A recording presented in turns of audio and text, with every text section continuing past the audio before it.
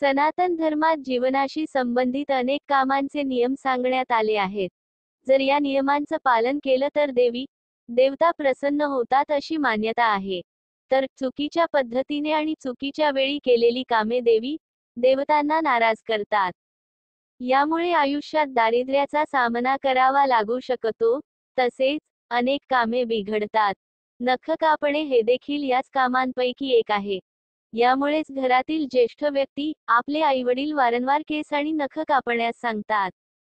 यासाठीच नख कापण्यासाठी योग्य दिवस आणि योग्य वेळ कोणती हे जाणून घेणं गरजेचं आहे. यामुळे देवी लक्ष्मीची कृपा आपल्यावर सदैव असते.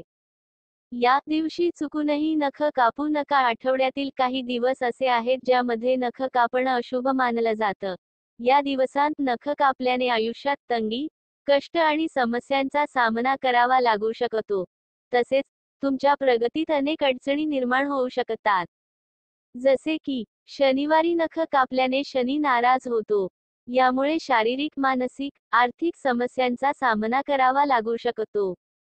तर रविवारच्या दिवशी नख कापल्याने कुंडलीतील सूर्यग्रह कमजोर होतो. यामुळे आत्मविश्वास कमी होतो. प्रगतीसाठी अनेक अडथळ्यांचा सामना करावा लागतो. मंगळवारच्या दिवशी देखील नख कापणं शुभ मानलं जात नाही. तर गुरुवारच्या दिवशी चुकूनही नख कापू नका. या दिवशी शुभ ग्रह देखील अशुभ फळ देतात असं म्हणतात. गुरुवार हा दिवस भगवान विष्णूला समर्पित आहे. त्यामुळे या दिवशी नख कापू नका.